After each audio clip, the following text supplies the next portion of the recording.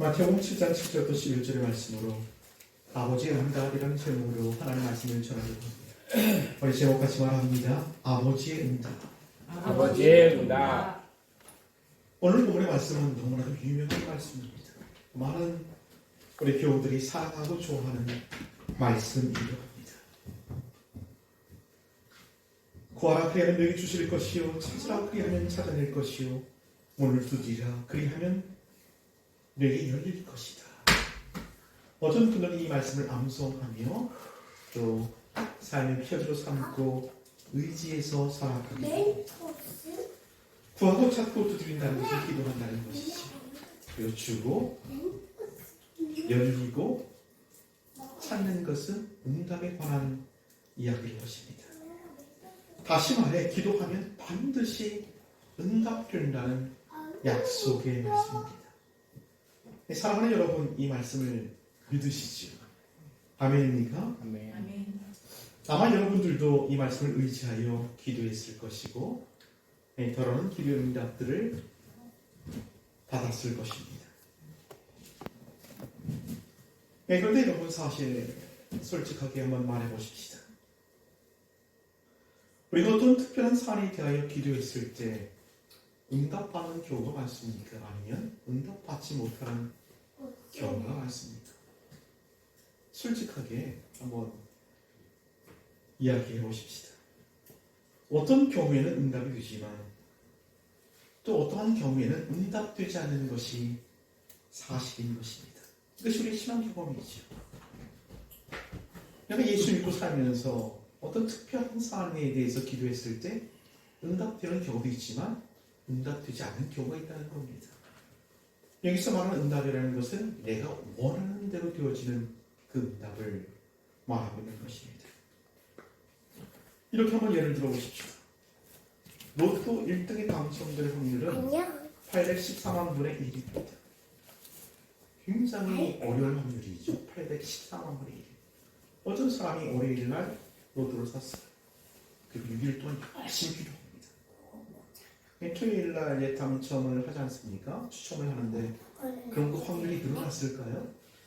814만 분의 1이 기도 열심히 하면 열심히 한 것에 비례하여 한 400분의 1 정도로 확률이 늘어났을까요?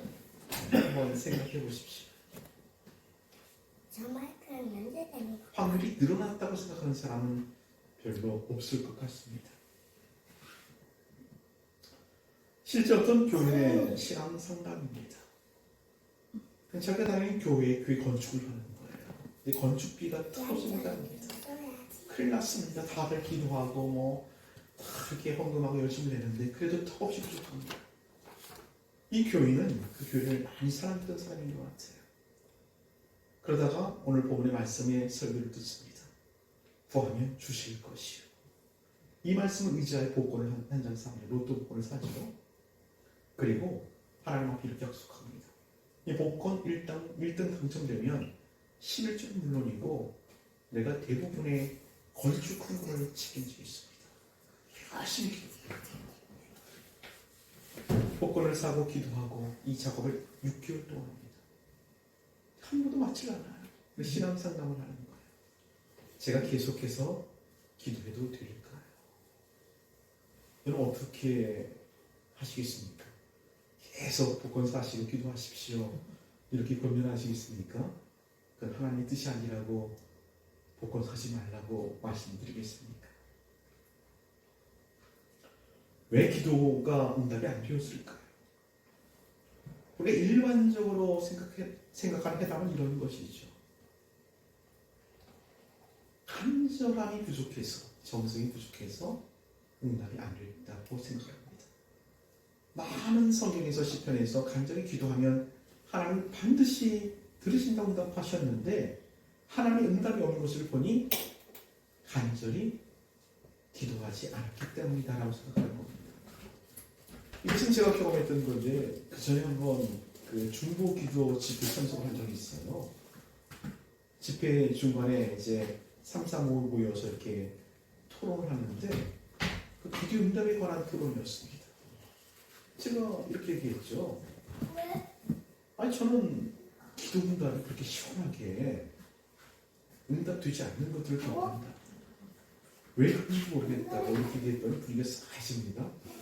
어떤 분이 그렇게 얘기를 해요. 간절히 기도하지 않아서 그런 거 아닐까요? 이렇게 얘기를 해요. 얼마큼 간절히 기도하면 되는데. 하루 금식했던 사람이 일주일 금식하면 응답이 됩니까? 일주일이 부족하다면 10일, 40일 금식하면 하나님 응답하십니까? 물어봤죠. 얼마나 간절히 기도하면 될까요? 그랬더니 답이 뭐예요? 응답될 때까지. 말 장난 아니에요, 이거? 인디안 기후제라는 게 있지 않습니까? 비가 안 와서 이제 제사를 드립니다. 언제까지 제사 드립니까? 비 올 때까지. 이거 말장난이죠. 이거 그럼 뭡니까? 응답될 때까지 기도하라는 이게 답입니까? 두 번째는 이런 얘기를 하죠. 정욕으로 쓰려고 잘못됐기 때문이다. 정욕으로 쓰려고. 그곳이 나오는 말씀이 필요합니다. 야고보서 4장 3절 말씀 보면 부하여도 받지 못하면 정욕으로 쓰려고 잘못됐기 때문이다. 그 건축공금 하려고 복권 샀던 사람 이야기 한번 해보십시다. 복권 산 거 잘못된 건가요? 그렇지 않죠. 건축공금 하겠다는 게 정욕으로 쓰려고 잘못 구한 겁니까? 그렇게 볼 수 없잖아요. 나를 위해서 복권 당첨되기를 원하는 게 아니라 그의 건축공금 하려고 복권 샀다는데 이게 어떻게 정욕으로 쓰려고 잘못 구했다고 말할 수 있을까요? 이 세 번째 답은 이런 겁니다. 왜 응답되지 않는가? 네가 기도하면서 의심했기 때문이다 라고 이렇게 어떤 분들은 얘기하기도 합니다. 이것도 하나님 말씀에 근거가 있습니다. 야고보서 1장 6절부터 7절까지 한번 읽어보십시다. 야고보서 1장 6절부터 7절까지 시작. 오직 믿음으로 구하고 조금도 의심하지 말라. 의심하는 자는 마치 바람에 밀려 요동하는 바다 물결 같으니 이런 사람은 무엇이든지 주께 엎드릴 생각하지 말라. 의심해서 하나님 응답해 주시려다가 말았다. 그죠? 의심했기 때문에. 우리 옛말에 정신일도 하사불석이라는 말이 있습니다. 정말 하나님 응답해 주신다는 사실을 믿고 거기만 집중하면 응답이 되는 것일까요? 다시 우리 신앙 경험으로 돌아오십시다. 정말 간절히 구하고 정신일도 하사불성으로 집중해서 기도하고 의심하지 않고 주님께 구했는데 다 응답되던가요? 다른 얘기할 거 없습니다. 내 신앙 경험을 한번 생각해 보십시오. 저는 그렇지 않은 경우도 많아요. 저만 그런가요? 여러분 다 기도해서 응답 받고 사십니까? 한번 돌이켜 보시기를 바랍니다.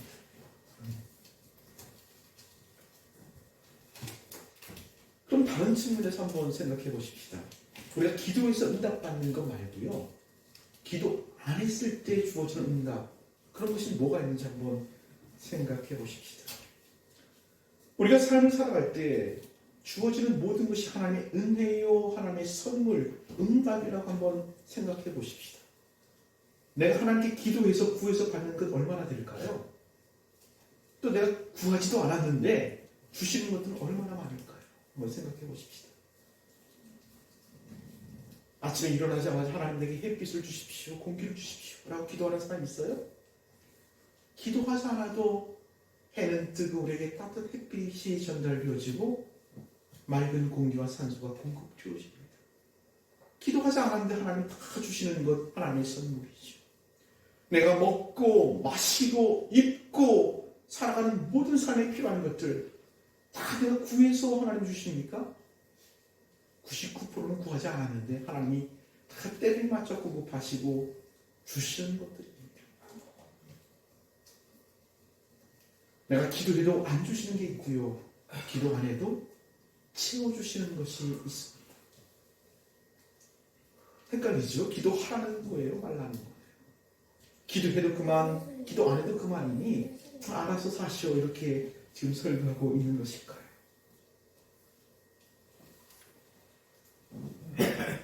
그런데 여러분 성경은 기도하라고 우리에게 명령하고 있죠. 여러분 잘 아시는 말씀 한번 찾아볼까요? 데살로니가전서 5장 16절부터 18절까지 읽어보십시다. 16절부터 18절까지 시작. 항상 기뻐하라. 기뻐하라. 쉬지 말고 기도하라.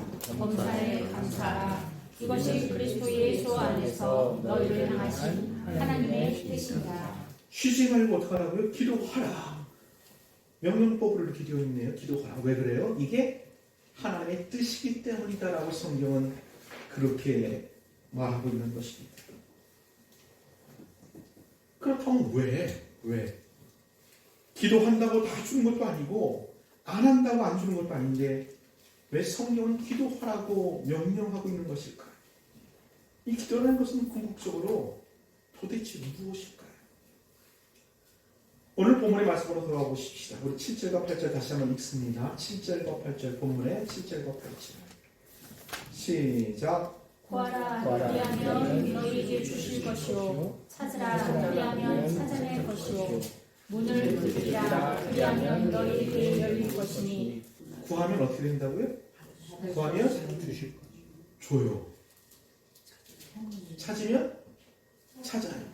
두드리면 열려요. 1 더하기 1은 2, 2 더하기 2는 4. 이런 식으로 기도를 이해할 때 오해가 생기는 겁니다. 내가 기도하면 하나님은 반드시 응답해 주셔야 돼. 1 더하기 2야. 2가 되는 거야. 이렇게 생각할 때 우리는 기도의 오해가 시작되는 것이죠. 기도는 수학 공식처럼 기계적으로 작동하는 것이 아닙니다. 그것은 하나님과 기도하는 사람 심장 안의 인격적인 문제라고 예수님이 가르치고 있는 겁니다. 그 예를 들고 있잖아요.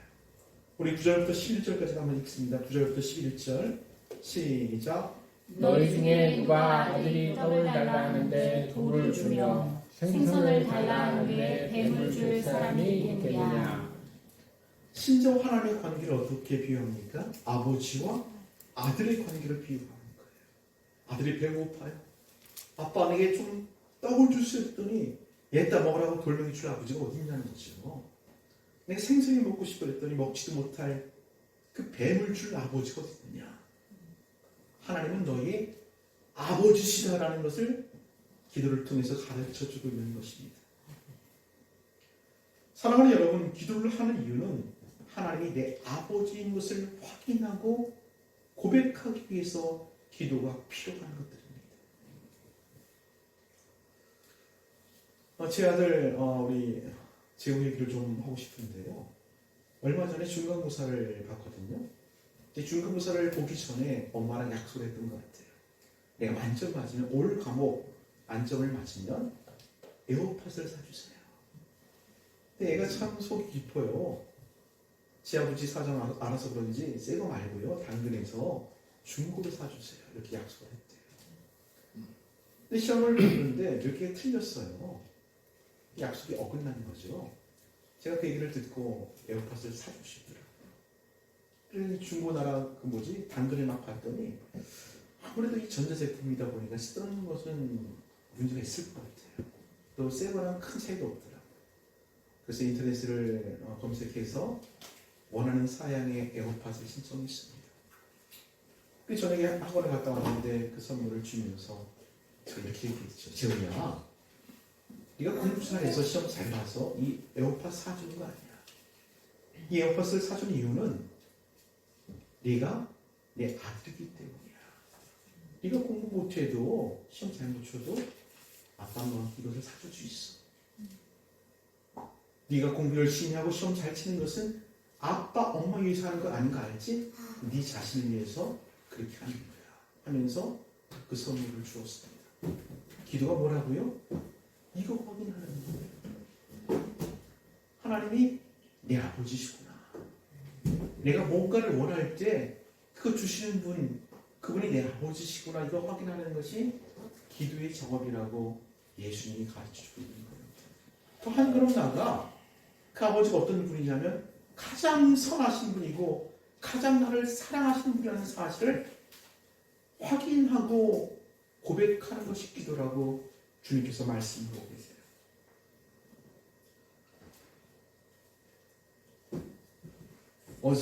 어제죠? 지난 토요일 날 우리 김수구 공연이 있었어요. 그래가지고 그 금요일 날 저녁에 와야 되는데 이 아이가 연락도 없고 오지 않는 거예요. 나중에 지 엄마랑 통화를 하는데 이 무용 레슨에서 이렇게 다리 찢기가 있거든요. 너무 심하게 찢어갖고 막 걷지도 못하겠다는 거예요. 그리고 콧모양 열이 나고 춥고 오한이 들어가지고 꼼짝 못하고 누워있다가 연락도 못했다라고 통화하는 것을 제가 들었어요. 토요일 새벽에 5시 30분에 제가 일어났습니다. 그래서 대충 옷을 수술해 입는데 제 아내가 깨더니 이렇게 얘기하는 거예요.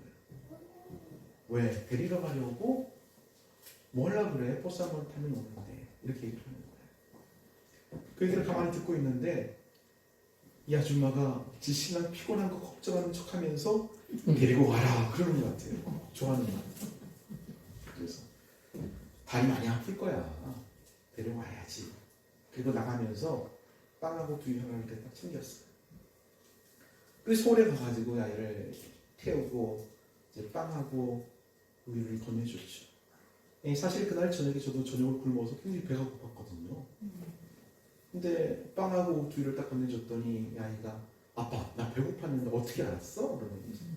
아빠니까 알지.